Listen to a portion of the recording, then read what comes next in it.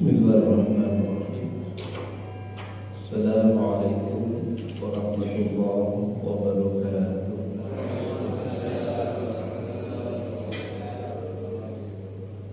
Alhamdulillahi rabbil alamin, wal 'aqibatu lil muttaqin. Subhanallah wa bihamdihi, subhanallahal 'azim. Adada khalqihi wa ridha nafsi wa zinata arshi wa midada kalimati. Allahumma salli wa sallim wa barik ala Sayyidina Muhammadin Sayyidil Anbiya'i wa Sayyidil Mursalin wa Habibur Rahim wa ala alihi wa ashabihi ajma'in, amma ba'du. Ya Allah, Ya Fattah, Ya Alim, iftah lana futuhal arifin. Allahumma iftah lana abwabal rahmah, Allahumma iftah lana abwabal barakah, Allahumma iftah lana abwabal maghfirah birahmatika ya arhamar rahimin. Walhamdulillahi rabbil alamin. Alhamdulillah, jamaah salat subuh rahimakumullah, bapak-bapak, ibu-ibu, saudara-saudaraku. Semoga semua yang hadir di masjid ini insyaallah diberikan keberkahan oleh Allah Subhanahu wa taala. Berkah umurnya, berkah rizkinya, berkah keluarganya, dan mudah-mudahan apa yang kita lakukan, ibadah kita diterima dan diridhoi oleh Allah Subhanahu wa taala. Alhamdulillah, puji syukur kehadiran Allah Subhanahu wa taala di pagi yang sejuk dan cerah ini. Kita diberikan nikmat oleh Allah bisa hadir memenuhi panggilan Allah, Duyufur Rahman, tamu-tamu undangan Allah.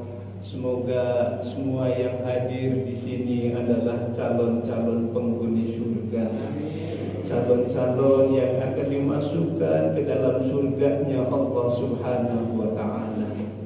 Salawat dan salam semoga Allah limpahkan ke baginda Rasulullah Nabi Muhammad sallallahu alaihi wasallam serta ahlul baitnya, para sahabatnya, para aulia Allah, dan mudah-mudahan kelak kita di yaumil mahsyar dipertemukan dengan baginda Nabi dan akan tergolong orang yang akan mendapatkan syafaat dari Rasulullah sallallahu alaihi wasallam. Alhamdulillah, pada pagi hari ini kajian kita adalah fikih ibadah, dan insyaallah kajian fikih ibadah pagi hari ini kita akan memahami tentang bagaimana meraih haji yang mabrur. Itulah kajian kita dalam fikih ibadah, meraih haji yang mabrur. Ketika Allah Subhanahu wa ta'ala memerintahkan hambanya untuk ibadah, di situ diakhiri dengan kalimat la'allakum tattaqun, agar semua menjadi orang yang bertakwa. Dan panggilan ini adalah panggilan khusus kepada orang yang beriman. Jadi semua ibadah yang kita lakukan hakikatnya agar kita menjadi orang yang bertakwa. Takwa itu adalah ketaatan. Ketaatan kepada Allah, taat untuk melakukan segala perintah-perintahnya, dan taat untuk meninggalkan segala larangan-larangannya. Ketika kita menjadi orang yang bertakwa, insya Allah dunia dan akhirat akan kita raih. Dalam Al-Quran disebutkan, wa may yattaqillah yaj'al lahu makhraja. Barang siapa yang bertakwa kepada Allah, maka akan diberikan solusi jalan keluar yang baik apabila memiliki masalah. Maka orang yang bertakwa, seberat-berat masalah apapun, insya Allah akan diberikan solusi. Yaj'al lahu makhraja. Yang keduanya, orang yang bertakwa, wa yarzuqhu min haitsu la yahtasib. Allah akan memberikan rizki dari yang tidak disangka-sangka. Dan yang ketiganya, wa may yattaqillah, dan barang orang yang bertakwa kepada Allah Subhanahu wa taala, nanti di akhirat balasannya adalah surganya Allah Subhanahu wa taala. Mudah-mudahan kita tergolong orang-orang yang bertakwa kepada Allah Subhanahu wa taala. Amin ya rabbal alamin. Rasulullah sallallahu alaihi wasallam menyebutkan bahwa pokok ajaran Islam dalam rukun Islam, seperti hadis yang disampaikan melalui sahabat Umar bin Khattab ketika ditanya oleh malaikat Jibril, ya Rasulullah, akhbirni anil Islam. Kata malaikat Jibril, ceritakan kepada aku apa itu Islam. Maka Nabi menyebutkan, al-Islamu an tashhadu an la ilaha illallah wa tuqimus shalah wa tu'tiyaz zakat wa syaumu ramadan wa hajjul baiti. Rukun Islam di sini ada 5 yang dijelaskan oleh Nabi ketika Nabi dites oleh malaikat Jibril. Yang pertama adalah 2 kalimah syahadat. Membaca 2 kalimah syahadat. Orang yang beriman itu setiap 5 waktu, sehari semalam, selalu memperbarui syahadatnya. Yaitu ketika kita sholat, kita membaca 2 kalimat syahadat dalam tahiyat. Yang kedua adalah sholat. Yang ketiga zakat. Yang keempatnya puasa. Dan yang kelimanya haji. Dalam kajian ini, karena ini sudah memasuki bulan Zulqaidah. Zulqaidah itu bulan ke-11. Kalau dalam kalender Hijriah, bulan Zulhijjah, bulan haji, itu bulan yang ke-12. Kita kadang-kadang hafal hanya kalender Syamsiah, Masehiyah. Ternyata bulan Zulqaidah adalah bulan yang ke-11 dan bulan Zulhijjah bulan ke-12. Pada bulan Zulhijjah ini ada suatu syariat Islam yang kelima, adalah diperintahkannya untuk ibadah haji. Kalau kita lihat dalam sejarah fikih syariat, ulama menyepakati bahwa kapan disyariatkannya perintah haji? Jumhur ulama menyepakati bahwa diperintahkannya ibadah haji itu pada tahun ke-6 Hijrah. Tahun ke-6 Hijrah. Jadi setelah Nabi berada di Madinah, baru ada perintah untuk haji. Itu setelah tahun ke-6 Hijrah. Itu jumhur ulama menyebutkan. Namun Syekh Ibnu Qayyim, muridnya Ibnu Taimiyah, itu beliau berpendapat bahwa haji disyariatkannya pada tahun ke-9 Hijrah. Jadi pertama yang menunaikan ibadah haji pada tahun ke-8, pada tahun ke-8 itu Rasulullah mau menunaikan umrah. Mau menunaikan umrah tapi nggak bisa masuk ke kota Mekah karena dihalang-halangi oleh orang kufar Mekah.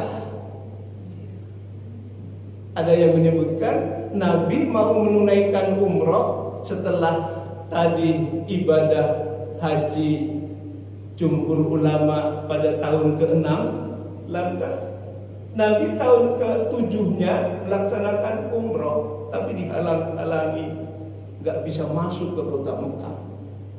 Nah, baru setelah Fathul Makkah, Fathul Makkah itu kapan? Tahun ke-8 dibebaskannya kota Mekah. Jadi banyak orang-orang yang Islam mendadak. Banyak orang-orang yang masuk Islam mendadak, yang dulunya orang Mekah itu mengusir Nabi, akan membunuh Nabi, semuanya pada ketakutan ketika kota Mekah dibebaskan. Tapi Nabi mengatakan jangan ada pertumpahan darah, jangan ada darah yang menetes sedikit pun. Artinya apa? Jangan ada balas dendam. Maka kota Mekah dikuasai, kota Mekah dibebaskan dari orang-orang kafir. Kemudian kota Mekah menjadi tempat ibadah. Lantas tahun ke-8 dan tahun ke-9 ada sahabat yang diutus untuk menunaikan ibadah haji. Siapa? Abu Bakar Siddiq bersama rombongannya. Menunaikan ibadah haji. Kemudian Nabi menyusul pada tahun ke-10 Hijrah. Maka Nabi menunaikan ibadah haji pada tahun yang terakhir. Dan Nabi menunaikan ibadah haji hanya sekali. Itu namanya Haji Wada. Itu pada tahun ke-10 Hijrah. Karena sepulang dari menunaikan ibadah haji, baginda Nabi kembali ke Madinah hanya berselang 88 hari beliau wafat. Nah, maka disebutnya haji perpisahan, haji wada, haji perpisahan. Disitulah yang menyebutkan bahwa Rasulullah Shallallahu Alaihi Wasallam ketika menunaikan ibadah haji disebutkannya adalah haji wada, haji perpisahan, karena sepulang dari menunaikan ibadah haji hanya 3 bulan kurang beliau wafat. Di mana? Di Madinah. Oleh karena itu disyariatkannya haji bagi orang-orang yang beriman, bagi orang-orang yang muslim. Itu tidak diwajibkan untuk berkali-kali. Nah, dalam kitab fikih sunnah tidak diwajibkan untuk berkali-kali. Haji itu hanya 1 kali. Nah, kecuali ada haji nazar. Kalau Bapak punya nazar, ya. Kalau Bapak punya nazar, ya Allah, kalau saya nanti punya rezeki, kemudian sembuh dari sakit, ya, kemudian berhasil apa yang diusahakannya, kemudian nazar, maka nazar haji itu hukumnya wajib. Padahal wajibnya hanya 1 kali seumur hidup, tetapi orang yang nazar haji itu menjadi wajib. Kemudian ketika Rasulullah SAW ditanya oleh Abu Hurairah, ya Rasulullah, amal apa yang paling afdal? Kata Abu Hurairah, amal apa ya Rasul yang paling afdal? Baginda Nabi menjawab, iman billah, imanu billah wa rasuli. Yang pertama, amal yang paling afdal, engkau iman kepada Allah wa rasuli, dan iman kepada Rasulnya. Kemudian Abu Hurairah mendengar bertanya lagi, summa ayu ya Rasul, terus apa lagi? Baginda Nabi menjawab, jihadu fi sabilillah, jihad di jalan Allah. Summa ayyu ya Rasul, kemudian apa lagi amal yang paling afdal?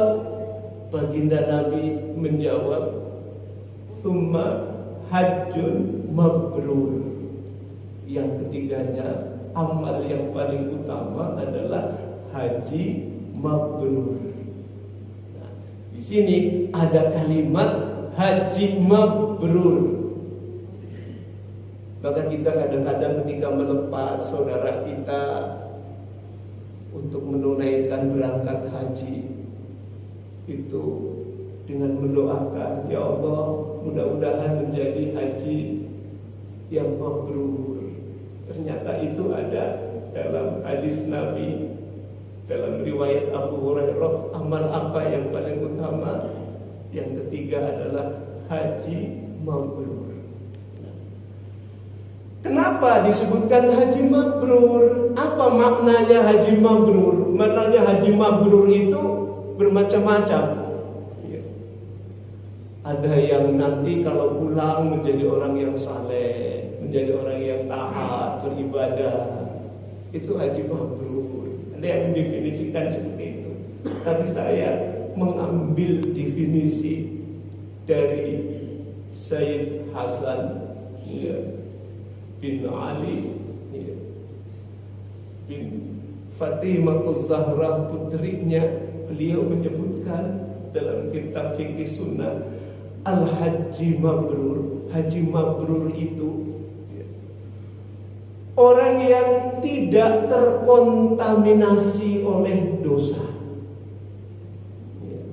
Orang yang tidak terkontaminasi oleh dosa.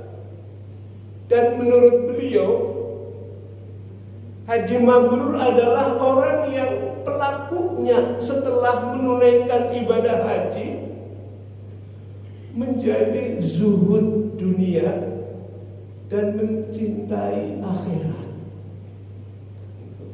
Jadi orang yang haji mabrurnya itu adalah orang yang berusaha meninggalkan dosa, berusaha. meninggalkan dosa. Yang keduanya zuhud terhadap dunia.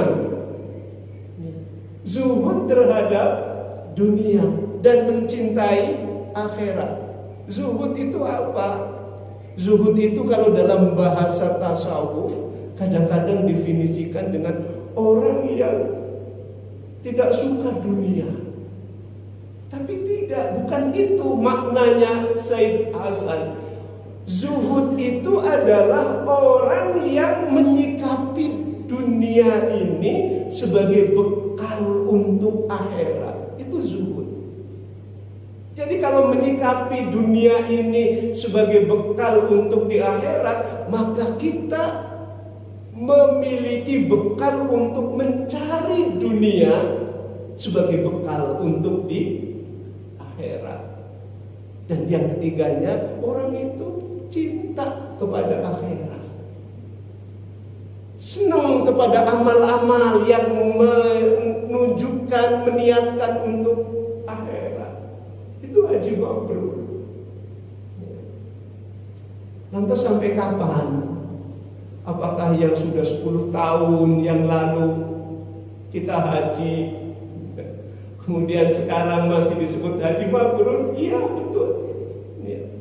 Karena kadang-kadang orang disebut haji mabrur ketika sebulan baru pulang itu. Lantas setelah kesananya dia tidak menjaga dari 3 tadi. Nah, maka itu tidak termasuk memelihara dan tidak termasuk menjaga dari hajinya. Ya. Jadi haji mabrur itu berusaha meninggalkan dosa. Namanya usaha karena manusia memiliki nafsu. Ya. Yang keduanya zuhud. Zuhud itu menyikapi dunia sebagai bekal untuk akhirat. Jadi orang bekerja, orang mencari nafkah, ya, itu harus semangat.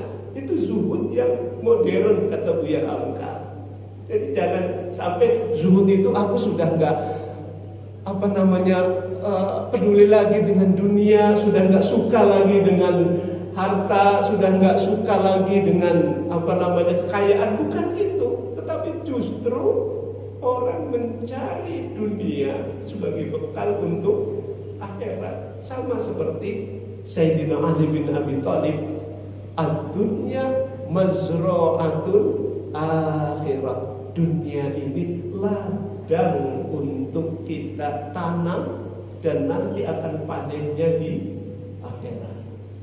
Nah, yang ketiganya,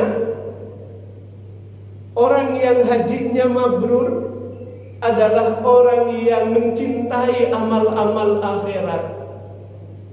Karena dunia ini nanti akan ditinggalkan. Sekaya-kayanya manusia, nanti ketika umurnya sudah sampai, ajalnya sudah tiba, itu kekayaan akan ditinggalkan. Kekayaan akan ditinggalkan, keluarga akan ditinggalkan. Hanyalah amal-amal soleh yang akan mengiringi di alam kuburnya. Nah, kita kembali kepada ayat tentang haji. Jadi disitulah makna daripada haji yang mabrur. Lantas bagaimana cara kita meraihnya? Dalam surat Al-Imran, Allah Subhanahu wa ta'ala menyebutkan tentang perintah haji. Walillahi 'alan nasi hajjul baiti man istata'a ilaihi sabila. Ayat yang disandingkan menyebut asma Allah ketika Allah akan memerintahkan itu adalah ayat haji. Yang lain-lainnya tidak disandingkan dengan kalimat Allah. Tapi kenapa haji langsung walillahi 'alan nasi hajjul baiti? Karena Allah, engkau menunaikan ibadah haji. Jadi di situ dilandasi dengan walillahi, karena Allah. Kenapa Allah menjadi yang utama orang yang menunaikan ibadah haji? Karena ibadah haji itu penuh dengan motivasi, ya. Penuh dengan motivasi, penuh dengan niat, ya. Ada yang hajinya karena malu dengan tetangga, ya. Ya. Ada yang hajinya pengen mendapatkan predikat dipanggil haji. Ada yang hajinya bangga ketika disebut haji. Ya. Ada orang yang haji karena pengen mendapatkan kedudukan. Maka untuk menghilangkan, ya, semua dari motivasi-motivasi yang tidak baik itu, Allah menyebutkan walillahi, udah lillah, karena Allah. Karena Allah, tidak ada motivasi yang lainnya. Walaupun kadang-kadang orang itu sesuai dengan apa yang diniatkannya dalam hatinya. Kalau niatnya karena Allah, sampai ada orang yang menabung seorang tukang becak, ya. Secara materi dia penghasilannya pas-pasan. Secara ekonomi dia tidak bisa untuk berangkat haji, tapi niat dalam hatinya, niat, ya Allah, ketika ada orang berangkat haji, lantas tersentuh dalam hatinya, ya Allah, berikan aku keberkahan agar bisa memenuhi panggilanmu menunaikan ibadah haji. Jadi saya kisahkan di Solo, ya, ini adalah kisah, ya, yang nyata. Di Solo itu ada seorang tukang becak, ya, yang pekerjaannya menarik becak setiap hari. Tapi setiap ada orang mau berangkat haji, bulan haji, menangis tersentuh, ya Allah, ada hamba-Mu yang dipanggil menunaikan ibadah haji. Berikan aku kesempatan agar dipanggil oleh-Mu, ya Allah. Tapi aku seorang tukang becak. Akhirnya apa? Dia meniatkan, setiap hari Jumat aku akan sedekah, ya. Aku akan sedekah dari pagi sampai menjelang sholat Jumat. Semua yang naik di becaknya dia digratiskan, gitu. Setiap hari Jumat, setiap yang naik di becaknya dia digratiskan. Pokoknya siapa saja mau diantar jauh, mau diantar kemana, pokoknya gratis. Dia niat, aku bersedekah mumpung hari Jumat. Lantas apa? Terus berjalan, setiap Jumat becaknya gratis, setiap Jumat becaknya gratis. Ada orang terburu-buru, turun dari mobil, bertanya, Pak, tahu nggak Pak alamat ini? Gitu, ya. Oh tahu Pak, ya. Ayo naik. Ya. Orang itu mencari alamat, begitu kagak lumayan jauh, dia mau mencari keluarganya di Solo. Lantas ketika itu sampai dan ketemu ke alamatnya orang itu, ketika akan dibayar, dia menyebutkan, Pak, nggak usah bayar. Gitu ya. Gimana nanti Bapak untuk memberikan makan dan anak dan istri? Alhamdulillah sudah ada. Gitu ya. Dari 7 hari itu, ya, yang 6 hari aku untuk menafkahi anak dan istri, yang sehari untuk Jumat, pokoknya semuanya adalah saya gratiskan. Sampai mau dibayarin, nggak mau, gitu ya. Orang itu. Jumat depannya orang yang sama, gitu, naik ke becaknya dia juga, pas kebetulan ketemu dengan orang itu. Dia ada urusan, ya. Sama yang kedua, tidak mau dibayar. Pas hari Jumat sampai mau dikasih uang ya mungkin berapa gitu ya, yang cukup, yang lebih tidak mau. Nah, yang dulu tidak mau sekarang juga tidak mau. Alhamdulillah, karena ini adalah niatku hari Jumat aku sedekah. Karena aku tidak memiliki harta, maka sedekahku dengan sedekah tenaga. Subhanallah. Akhirnya ya udah Pak, saya minta alamatnya. Dikasih alamatnya ya. Setelah dikasih alamatnya si tukang becak itu ya, dan keluarganya, pada bulan berikutnya orang itu datang ke rumahnya si tukang becak itu. Lantas apa? Subhanallah, tidak mampu. Di situ ada istrinya ya. Lantas menyebutkan, ibu, bapak mana ya? Bapak lagi narik becak Pak. Di situ, Bu, minta KTP-nya, KTP ibu, fotokopinya, dan KTP bapak, gitu. Untuk apa Pak? Udah, pokoknya saya minta KTP-nya saja. Nah, ternyata orang itu dia tadi mencari dan minta alamat, minta KTP. Dia mau berangkat haji, sudah berangkat haji, tapi pengen memberangkatkan haji, dan dia orang yang mampu. Dia pengen memberangkatkan haji. Salah satunya yang diberangkatkan itu adalah si tukang becak. Untuk apa? Untuk mendaftarkan hibah. Pakainya ONH plus lagi. Wah, gitu. Nah, akhirnya si tukang becak ini kaget. Sujud kepada Allah, ya Allah, Engkau mengabulkan doaku. Engkau mengabulkan doa hamba yang setiap ada orang berangkat haji menangis. Subhanallah. Inilah rizki kalau Allah sudah memanggilnya. Makanya tadi disebutkan di awal, wa may yattaqillah yarzuqhu min haitsu la yahtasib.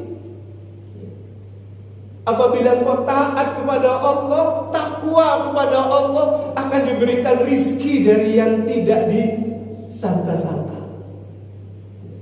Akan diberikan rizki dari yang tidak disangka-sangka. Siapa yang mengira kalau mengumpulkan menabung entah berapa puluh tahun, sudah berapa puluh tahun, juga sekarang lama. Setelah 15 tahun, itu kalau yang sudah membayar di awal ya. Setelah 15 tahun, ada yang menyebutkan antriannya sampai 20 tahun. Tapi kalau Allah sudah menggerakkan hatinya hambanya, memberikan kemudahan rezekinya, min haitsu la yahtasib, tidak disangka-sangka. Disinilah semangat orang untuk menunaikan perintah Allah. Di sini orang semangat menunaikan kewajiban, Allah akan berikan kemampuan. Allah akan berikan jalan yang mudah. Nah, makanya dalam hadis disebutkan, Ustaz, kalau saya tidak mampu, berarti rukun Islam saya nggak lengkap. Hanya 4. Nah, karena dalam ayatnya menyebutkan haji itu man istata'a, bagi yang mampu. Saya tidak mampu. Kalau begitu rukun Islam saya kurang lengkap. Nah, di sini ada hadis Nabi. Al-hajjul fuqara'i wal masakin as-salatul jum'ah arba'ina sa'a. Orang yang tidak mampu memiliki bekal, orang yang tidak mampu memiliki bekal untuk berangkat ya, maka sholat Jumat 40 kali berturut-turut itu sudah mengganti sebagai kewajiban haji. bagi fuqara wal masakin. 40 Jumat tidak pernah berhenti melakukan ibadah sholat Jumat, ya, maka itu sama dengan haji. Sama dengan haji. Ya. Itu ada hadis yang menyebutkan itu, hajjul fuqara wal masakin. Hajinya orang yang tidak mampu, maka cukup dengan 40 waktu sholat Jumat. Nah, kalau ibu-ibu tidak mampu, kan ada dalam hadisnya yang menyebutkan bahwa sholat duha saja, ya, yang tidak mampu, pahalanya sama kayak umroh. Sholat duha, 2 rakaat sholat duha, pahalanya sama kayak umroh. Tapi bukan berarti saya biar kayak umroh, biar bisa haji, nah kan sholat Jumat aja 40 kan, padahal dia mampu dan kaya, makanya tidak berlaku dalam hukum ini. Kalau dalam hukum yang menyebutkan haji itu adalah man istata'a ilaihi sabila. Jadi harus berbesar hati, ya.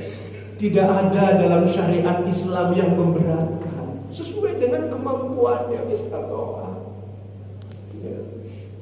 Sampai-sampai apakah perempuan yang tidak haji juga nanti rukun Islamnya masih kurang? Tidak, karena dalam ajaran Islam itu begitu luasnya, termasuk orang yang melakukan ibadah-ibadah sunnah, ketika diniatkan itu akan mendapatkan pahala sama dengan ibadah yang haji atau umrah.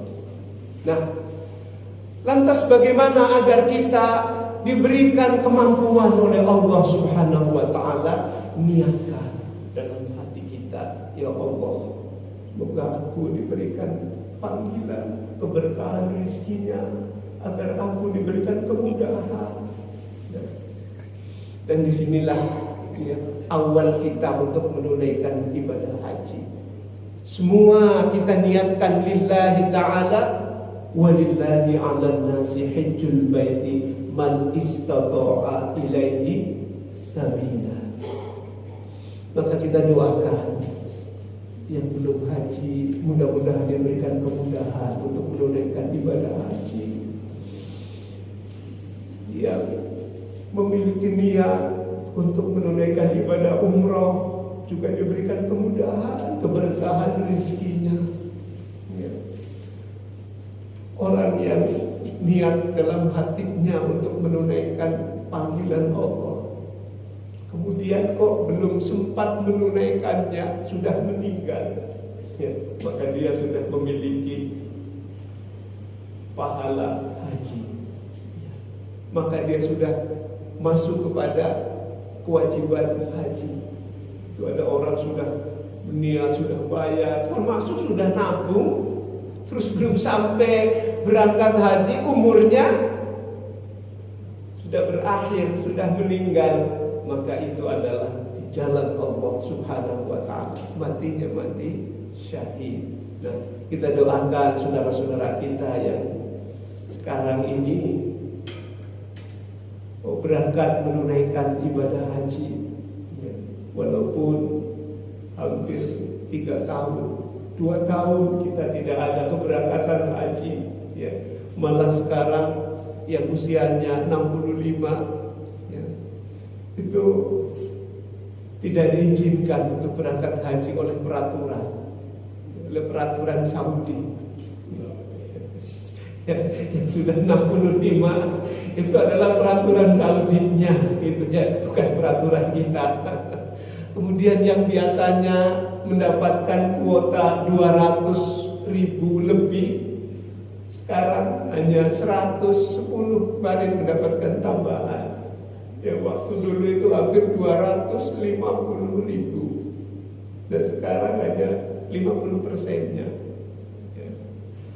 Tapi jangan berkecil hati, karena tadi disebutkan bahwa orang yang sudah memiliki niat, insya Allah sudah dicatat pahalanya sama dengan pahala Dan orang yang sudah mendaftar kemudian kok sampai ajal menjemputnya, itu sudah termasuk jamaah haji. Dan disitulah mudah-mudahan menjadikan haji yang mabrur, haji yang diridhoi oleh Allah Subhanahu wa Ta'ala. Bagi yang sudah umroh, bagi yang sudah haji, mari kita menjaga supaya kemakburannya terus dijaga. Yang pertama adalah berusaha tidak melakukan yang dilarang oleh Allah. Yang keduanya adalah zuhud. Yang ketiganya adalah cinta kepada amal akhirat. Mudah-mudahan tiga itulah akan mengantarkan menjadi seseorang hajinya haji mabrur. Amin ya rabbal alamin.